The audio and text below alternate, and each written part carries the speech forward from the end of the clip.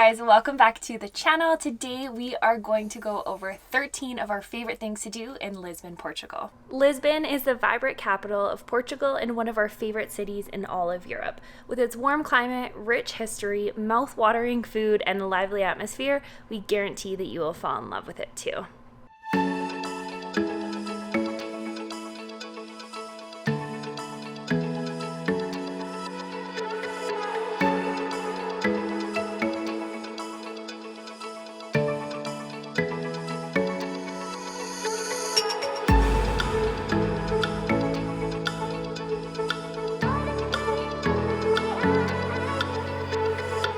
Make sure to stay tuned until the end of the video because you do not want to miss our #1 spot in Lisbon.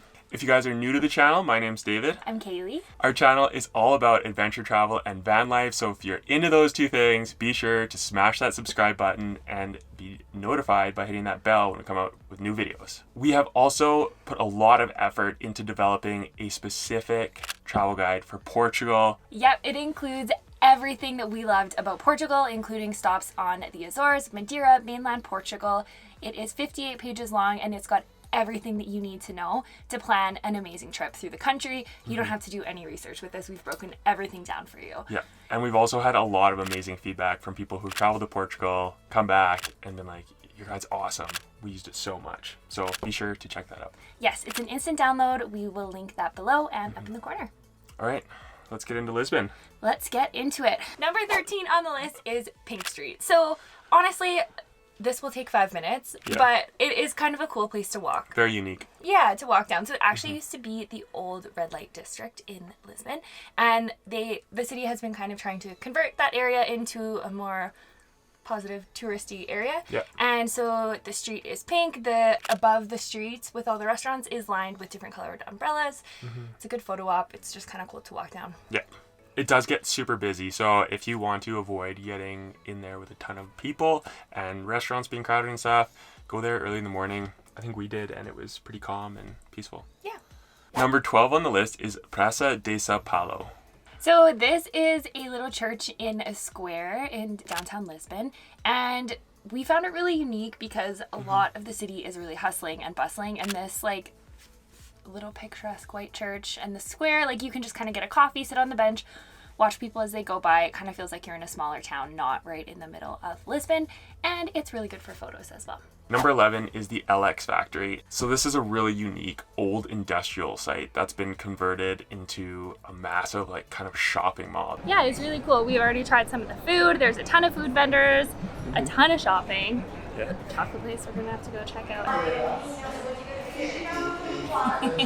So excited. Yeah, it is a little bit out of the way if you're walking through most of Lisbon, which is definitely possible. If you're staying kind of in the downtown region, you might want to take a cab to the LX Factory. Yeah. Number 10 is to admire the street art. So there is some pretty impressive street art all around Lisbon. One of our personal favorites was a 2-story fox made out of like recycled materials and garbage, really. Yeah. We'll put the GPS coordinates to that below, and we'll link some of our other favorite street art locations as well.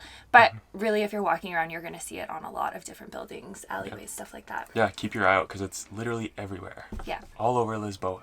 Number 9 on the list is Bairro Alto, and it is a really trendy, hip little neighborhood with cobblestone streets. It's a really good place for like specialty shops. They've got like cork furniture, vintage clothing, different things like that, some specialty food shops, and lots of street art. There's also a few viewpoints, churches, and a funicular in this neighborhood. Number 8 on the list is the Lisbon Cathedral. So this is a very picturesque spot. The tram line runs right in front of it. It's one of the oldest churches in Lisbon. It's open from 7 until 7 and it's free admission. So it is a really good place to check out. Number 7 on the list was really one of our favorite places in the city. You have to go eat at Time Out Market. So this is basically a high-end food court with little booths from like different restaurants around the city where they offer different dishes for like a fraction of the price that they would serve at their restaurants.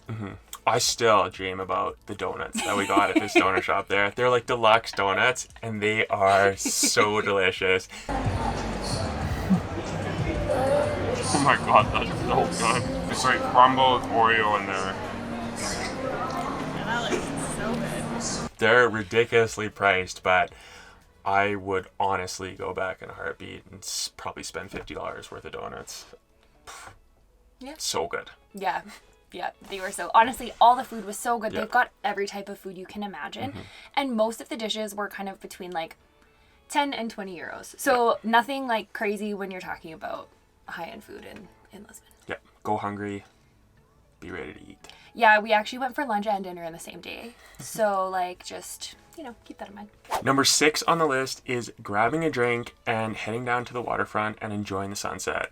While we were in Lisbon and the rest of Portugal, we had some amazing sunsets. So this is a really good way to unwind after a long day of traveling through the streets and enjoying all the magnificent views. Yes, and the cool thing about this one is I've heard from people recently who have visited that this food truck basically is still there. So when we left the Time Out Market, we walked onto the river and there was this setup and they were making fresh pina coladas. Yeah. So Very delicious. keep your eyes peeled for that. They put them in a pineapple and you can just sit and watch the sunset and it is wonderful. Number 5 on the list is to wander around the Alfama. So this is the old town of Lisbon and it is where most of these sites are located. They're either within it or within walking distance. This is where we'd recommend you stay if you have the option, but it's full of shops, viewpoints, cathedrals. It's got pretty much everything you need. Great restaurants. Yeah. So definitely spend some time just walking the streets and enjoying this neighborhood. Number 4 on the list is taking a day trip to Sintra. So beautiful castles in Sintra. I'm sure if you Googled photos in Portugal, some of these places have come up. We were blown away by some of the castles here. They are just magnificent. It's a 40-minute train ride from Lisbon and definitely worth it if you want to spend a few days here. We'd also recommend that, and we have a YouTube all about it. So if you want to check out that video, we'll link it below in the description. Number 3 on the list is St. George's Castle, or the Castelo de São Jorge. It is on the highest hill in Lisbon, and it gives you 360-degree views of the city. So even if you're not a huge history buff, this is a really cool place to go. We would highly, highly recommend it. Yeah. You can walk here easily from the Alfama. I think it took us 15, 20 minutes to get there. We're going up very cute cobblestone streets and past all these shops. And then once you get inside the castle, you can walk the walls. There are food trucks at the entrance. There's a bunch of history there that you can learn about. And once you leave, there's a bunch of shops and awesome places to get gelato or souvenirs. Gelato. Oh, that gelato. Number 2 on the list is Miradouro de Santa Luzia. This is a stunning viewpoint, which is what Miradouro actually means. It is our favorite one in For sure. Lisbon. It's a beautiful little garden. They're playing music, and it just looks out over the city. And we spent a while there. Actually, if you want to enjoy sunrise or sunset there as well, be a good place for it. Definitely. Yeah, you can see over all of the red roofs, down to the water, the churches, the whitewashed buildings. It is very quintessential. Yeah. Portuguese town, yeah. It can get pretty busy with the old Instagram photo shoots, but it's worth it. Yeah, just walk a lot. There's quite a long stretch of railing that you can walk along. So just try to find a spot and claim it for a few minutes and take in the view. Throw some elbows up. This is If you're in a mood. If you're in a mood. I'm always in a mood when there's a crowd. She's a feisty one. This is a really good place to stop on your way back to the Alfama from St. George's Castle. All right. Number 1. Number 1 on the list is to visit the... It's a big one, too. All right, guys, we're doing our best with these pronunciations. To visit the Arco de Rua Augusta and Praça de Comercio. So this is the famous arch at the end of the most popular street in Lisbon, leading to a waterfront square. It's stunning. It's incredible. Yeah, it's so beautiful. Yeah. Definitely go here early in the morning. Yeah, so here's a really good tip actually for all of Portugal. People wake up, drink their coffee, have their breakfast, and then they get rolling around 10 or 11 a.m. So if you want places to yourselves for photos, go early in the morning. It'll be dead, but anytime later in the day, it's going to be crazy. Yeah. You will also have better lighting because it is obviously an iconic photo spot. If you're looking for good photos, going early in the morning is really good for that. All right, that wraps it up. Thank you guys so much for watching. If you like this video, be sure to like it, subscribe to the channel if you're into adventure travel and van life. Yes, if you are looking for more things to do in Portugal, we will link our Portugal playlist below. We've got a ton of videos, and we will also link some of our favorite blog posts from Portugal. Yep. Also, be sure to check out our guide. It's awesome if you're planning a trip to Portugal. See you in the next one. See you next week.